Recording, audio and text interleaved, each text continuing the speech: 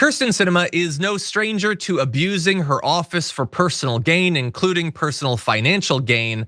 But this time, with this new reporting, she may have gone a bit too far because what she's alleged to have done might move beyond just unethical into actual illegal acts when it comes to campaign spending. Now, she's not gonna be in the Senate for much longer. That's your good news for right now. But in the time, as she was sort of closing out her time in the Senate, she spent a lot of money.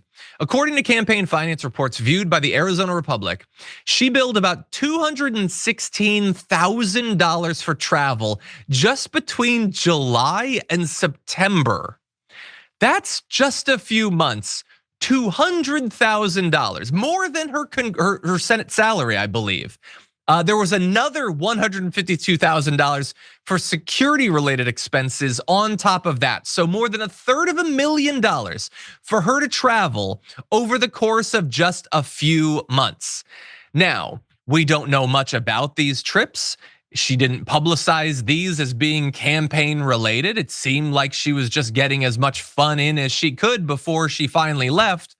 But anyway, she spent over $100,000 in just the 8 months after announcing that she wasn't gonna be running for reelection. So once it was clear that she's done, she's in senioritis, she's just coasting, the money just starts shelling out. So here's an idea of some of what she spent money on based on this new investigation. Over $3,000 to vendors in Italy in March, including a hotel in Milan and a restaurant steps from the Pantheon in Rome. Ooh, that sounds fun. And you know that many of her constituents obviously live in Rome. I think she's the senator of Italy. Anyway, nearly $9,000 to vendors in Massachusetts. Oh, what do you know, around the time of the Boston Marathon in April, which we already know from past reporting, she has frequently timed fundraisers for being around marathons she wants to participate in. She's not even doing that this time around. She's literally just going and doing the races. She's not even pretending to be doing it for political reasons. She spent $15,000 in California and Colorado over the summer in locations that included Three Sticks Wines, a winery that she interned at when she was a senator, by the way. $82,000 in a grab bag of travel expenses this year that include $3,600 in the United Kingdom, $5,400 in France, $2,800 at the Castel de Trédirard in the wine region of Burgundy. All of this sounds very nice. Interesting that she couldn't manage to spend seemingly any of that money in Arizona, a place where I think they actually produce some wine. Like if you wanted to go to a winery, you could at least stay close to home. No, she did an around the world in 80 days tour of fancy castles and wineries and restaurants on our dime. She didn't spend her own money or the money she'll soon get when she sells out and becomes a lobbyist. She spent our money and didn't even do us the courtesy of pretending that it had anything to do with her job as a senator. And so Crew is saying that this potentially goes beyond the line of what you're allowed to do with campaign finance. Seems like that to me. I think there should be, but probably won't be, an investigation into this, because if she did break the law, she should be behind bars as a result of it, both for her crimes and also to send a signal to the next corrupt a-holes that are gonna do the same thing. What do you think, Sabrina?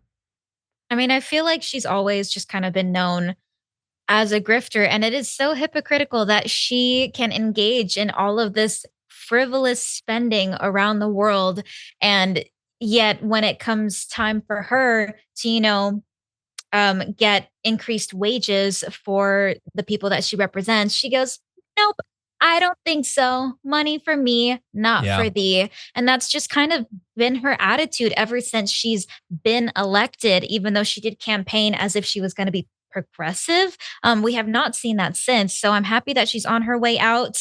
I hope that they look into her spending a little bit more, because a lot of this seems kind of unreasonable. But I mean, that's also American politics. Who knows? She'll probably just get off scot-free like they tend to. Probably. Yeah, it is unreasonable. And I don't want to be unreasonable. I'm perfectly happy with her being put in a prison in wine country. We can have that negotiation, but this is unacceptable. And she's been doing it for years.